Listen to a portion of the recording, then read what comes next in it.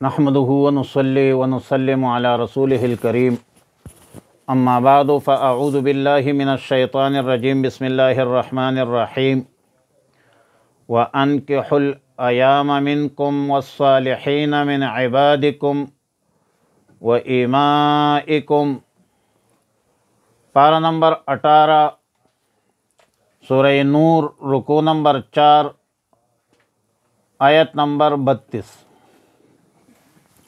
سورہ نور میں زیادہ تر احکامات عفت و عصمت کی حفاظت اور فحاشی بے حیائی کی انسداد اور روک تھام سے متعلق ہے۔ اس سلسلے میں شدید سزاؤں کا ذکر ہوا، پھر استئذان کا بیان، پھر عورتوں کے پردے کا بیان، اور چونکہ شریعت مطہرہ کے احکامات اعتدال پر مبنی ہے، دین اسلام ایک معتدل دین ہے، دین اسلام انسانی جذبات، فطری خواہشات کی بھی رعایت کرتا ہے، اور ساتھ تعدد، تجاوز، حد سے نکلنے کی سزا بھی تجویز کرتا ہے۔ اسلام ایک مکمل ضابطۂ حیات ہے، مہد سے لے کر لحد تک زندگی کے تمام زاویوں سے تعلق رکھنے والے مسائل میں مکمل رہنمائی کرتا ہے۔ دین اسلام اگرچہ ناجائز شہوت رانی سے سختی سے منع کرتا ہے، تو دوسری طرف فطری جذبات کی رعایت، خواہشات پوری کرنے کے جائز اور درست طریقہ بھی بتلا رہا ہے، جو بقائے نسل کا عقلی اور شرعی تقاضا بھی ہے کہ حدود کے اندر مرد و عورت کا اختلاط ہو، اور ایک صورت کو تجویز کیا ہے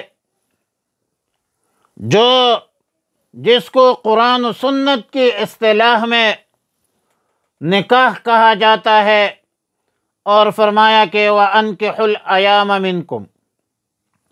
ایامہ ایم کی جمع ہے، ہر اس مرد و عورت کے لیے یہ لفظ استعمال ہوتا ہے جس کا نکاح نہیں ہوا ہو، خواہ ابتدا سے نکاح نہیں ہوا ہو، یا زوجین میں میاں بیوی میں سے کسی کی موت یا طلاق سے بغیر نکاح میں رہ رہا ہو۔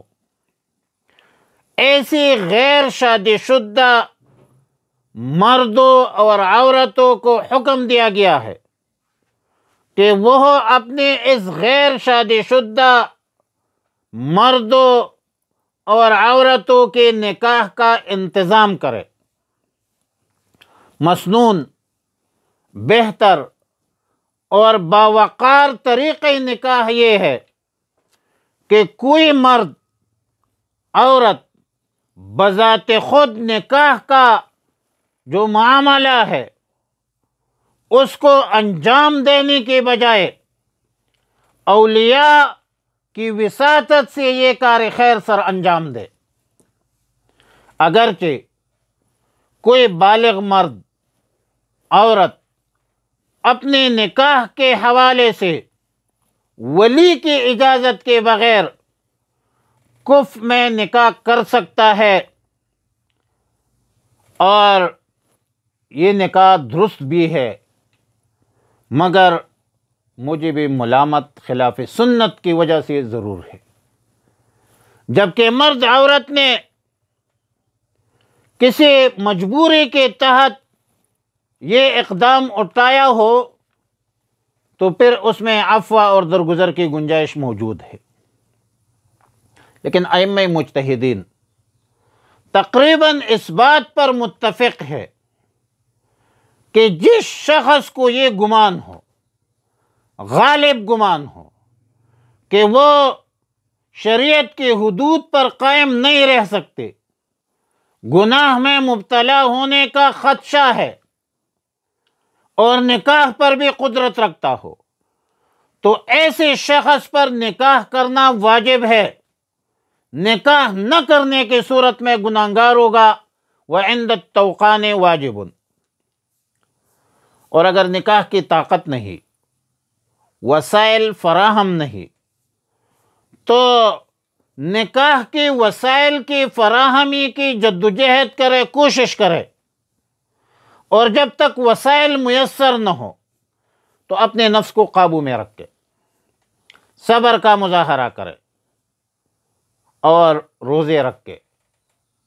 جو خواہشات کو کنٹرول کرتا ہے، قابو کرتا ہے، رسول اللہ صلی اللہ علیہ وسلم نے فرمایا من استطاع منکم الباءۃ فلیتزوج ومن لم یستطع فعلیہ بالصوم۔ تم میں سے جو شادی کی طاقت رکھتا ہے وہ شادی کرے، جو شادی کی طاقت نہیں رکھتا، عدم استطاعت کی صورت میں وہ روزے رکھے۔ مسند احمد میں روایت ہے کہ حضرت عکاف رضی اللہ تعالی عنہ سے رسول اللہ صلی اللہ علیہ وسلم نے پوچھا کہ کیا تمہاری زوجہ ہے، بیوی ہے؟ تو حضرت عکاف نے جواب دیا کہ نہیں ہے۔ رسول اللہ مبارک صلی اللہ علیہ وسلم نے پھر پوچھا کہ کیا کوئی شرعی لونڈی ہے؟ فرمایا کہ وہ بھی نہیں ہے۔ پھر رسول اللہ مبارک صلی اللہ علیہ وسلم نے فرمایا کہ آپ صاحب وسعت ہو یا نہیں؟ تو حضرت عکاف نے فرمایا رضی اللہ تعالیٰ عنہ کہ ہاں میں صاحب وسعت ہوں۔ مطلب نکاح کے لیے ضروری انتظامات کر سکتا ہوں۔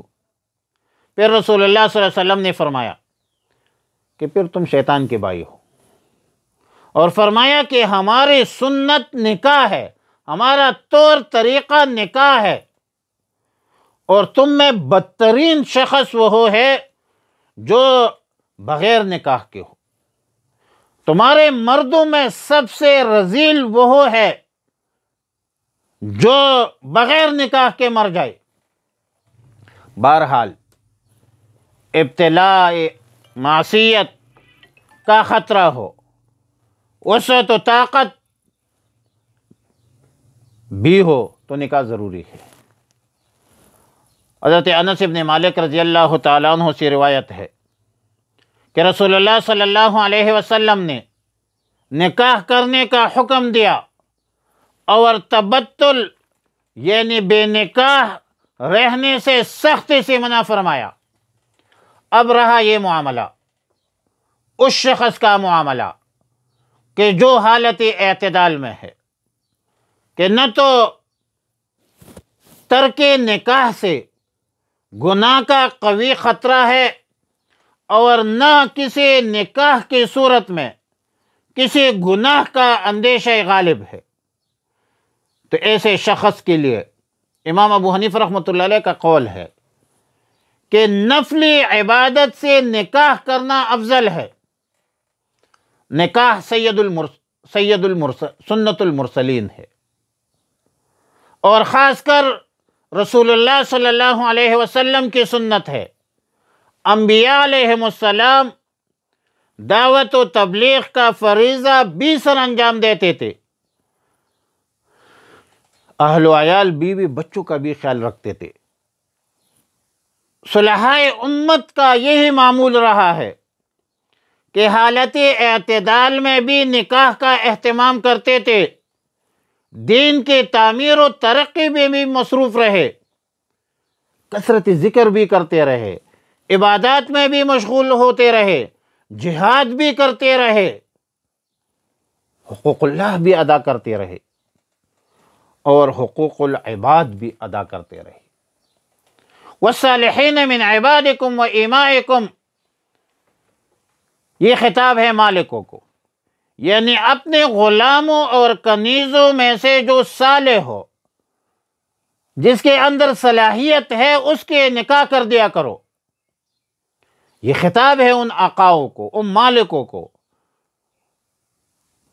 کہ ان کے غلاموں میں سے، کنیزوں میں سے جو شخص نکاح کی صلاحیت استطاعت رکھتا ہے، بیوی کے حقوق زوجیت، نہ نفقہ، مہر ادا کرنے کے قابل ہو، تو ان کا نکاح کرو، ان کے نکاح میں رکاوٹ مت ڈالو۔ ظاہر ہے کہ مملوک غلاموں اور کنیزوں کا نکاح بغیر مالکوں کی اجازت کے بغیر ہو نہیں سکتا۔ اور پھر اگلے جملے میں فرمایا یَكُونُ فُقَرَاءَ يُغْنِيهِمُ اللَّهُ مِن فَضْلِهِ۔ اس جملے میں غریب مفلس مسلمانوں کے لیے خوشخبری ہے کہ جو اپنے دین کی حفاظت کے لیے نکاح کرتا ہے، وسائل نہ ہونے کے باوجود نکاح کرتا ہے، وسائل نہ ہونے کے باوجود رسول اللہ صلی اللہ علیہ وسلم کی اس سنت کو زندہ کرتا ہے، انبیاء علیہم السلام کی اس سنت کو زندہ کرتا ہے، تو اللہ رب العالمین کا وعدہ ہے کہ ان کو مالی غنا جو ہے وہ عطا فرمائے گا۔ اور سیدنا عبداللہ ابن عباس رضی اللہ تعالی عنہما کا قول ہے، فرماتے ہیں کہ اس آیت میں اللہ تعالی نے سب مسلمانوں کو نکاح کی ترغیب دی ہے۔ سیدنا ابو بکر صدیق رضی اللہ تعالیٰ عنہ فرمایا کرتے تھے کہ نکاح کرنے میں اللہ کی حکم کی تعمیل کرو، اللہ تعالیٰ نے جو وعدہ غنا فرمایا ہے وہ بھی پورا فرما دیں گے۔ سیدنا عبداللہ ابن مسعود رضی اللہ تعالیٰ عنہ کا قول ہے کہ اگر تم غنی ہونا چاہتے ہو تو نکاح کر لو، کیونکہ اللہ کا وعدہ ہے یَكُونُ فُقَرَاءَ يُغْنِيهِمُ اللَّهُ، رواہ ابن جریر وذکر البغوی عن عمر رضی اللہ تعالیٰ عنہ۔ تفسیری مظہری میں ہے کہ نکاح کرنے والے کو غنی اور مال عطا کرنے کا وعدہ اللہ کی طرف سے اس صورت میں ہے کہ نکاح کرنے والے کی نیت اپنی عفت، عصمت کی حفاظت ہو، سنت پر عمل ہو، اللہ پر مکمل اعتماد، اعتقاد اور توکل ہو۔